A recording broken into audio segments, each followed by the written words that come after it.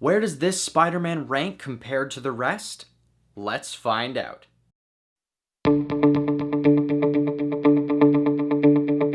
Hello Fanatics, I'm Phillips, and this is the Film Fanatic Review bringing you Spider-Man Homecoming, starring Tom Holland, Robert Downey Jr., and Michael Keaton.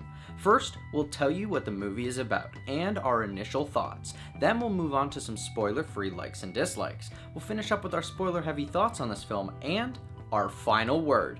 Spider-Man Homecoming follows the story of Peter Parker several months after the events of Captain America Civil War, as he attempts to balance his ordinary school life with fighting crime when a new threat emerges. Overall, I enjoyed this film a lot. It was fun, action-packed, and had just the right amount of emotional moments. For what I liked about this film, the cast was amazing. Tom Holland is probably the best Peter Parker that we've seen to date, and Michael Keaton definitely cemented himself as one of the more memorable villains in the MCU. Aside from those two, we have mainstays in the MCU like Robert Downey Jr. and Jon Favreau doing what they do, as well as newcomers like Marissa Tomei and Zendaya. It wasn't only the cast that was good, but the characters themselves as well. In teen-centric stories, you can expect that sometimes it might fall flat due to the performances of the actors, but also because of one-dimensional caricatures. However, in this movie, all the characters, the main ones and supporting, were fully fleshed out, and that definitely helped giving this movie a John Hughes teen comedy feel. I'll have to say that out of the supporting characters, my two favorites were Ned and Flash. I really like the story in this movie, primarily because it's not the typical Spider-Man origin story that we've seen done so many times. This time around, they don't look at Uncle Ben and with great power comes great responsibility, and instead they focus on Spider-Man trying to come into his own after being introduced to the Avengers. And I felt like doing that and shifting into this new Spider-Man and kind of just referencing what brought him in and his origin story, but not diving deep into it, was definitely a good call. And after this movie and seeing how great Tom Holland is in the role, I can definitely see him playing a very charismatic and flawed Spider-Man, which could become the centerpiece of the MCU post-Avengers Infinity War. However, I found that they used a lot more CGI effects in this movie in comparison to practical, and that's just me observing it, and I always like practical effects more than CGI, so that's just a little thing that I didn't really like about it, but it didn't take too much away from the movie. They also teased us with having Donald Glover in a Spider-Man movie without any reference to Miles Morales, and in case you don't know, Miles Morales is the second person to take up the mantle of Spider-Man, and he's an African American played by Donald Glover in the animated Spider-Man series.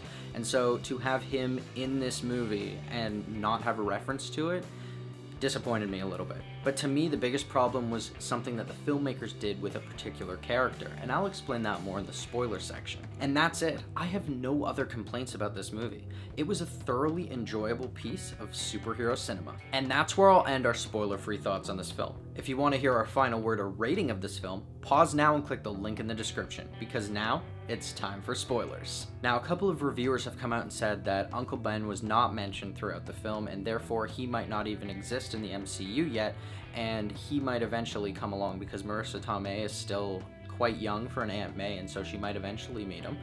Whereas I thought that they had alluded to Ben when Ned and Peter are sitting in his room, and he tells Ned that they shouldn't worry May about this because she's been through a lot. And I thought that that was them alluding to the fact that Uncle Ben has died in this timeline. I've also read a lot of complaints about the portrayal of Flash in this film. Now, Flash is supposed to be the big bully of Peter in high school, and in the previous two films he's been more or less the same as his comic book character, and that is the big white footballer type.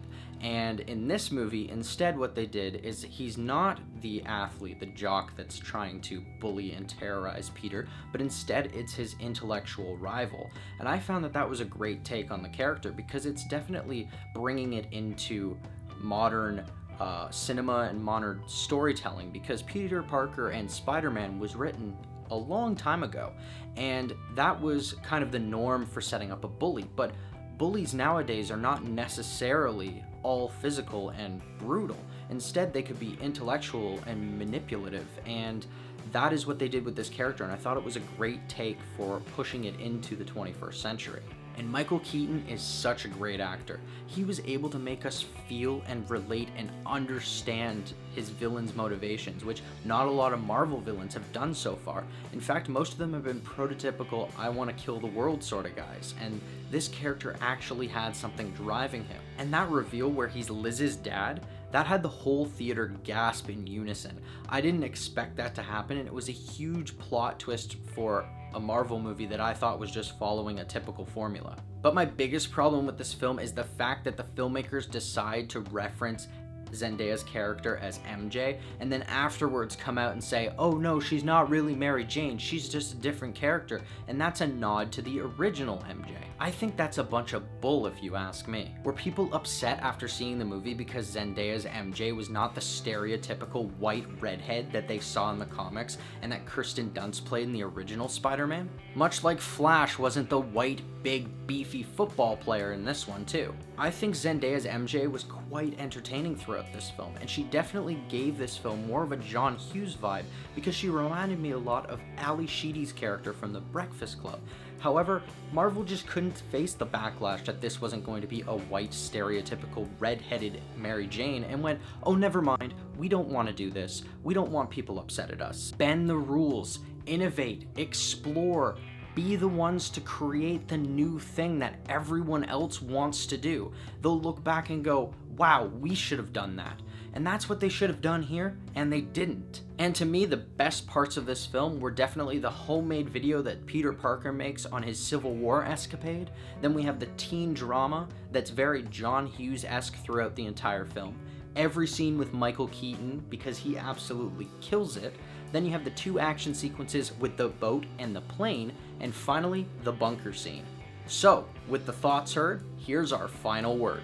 Spider-Man Homecoming is a fun and fresh retelling of an overdone story, with the best rendition of Peter Parker paired with one of the MCU's most memorable villains. This story dances its way into the debate for Best Spider-Man Film.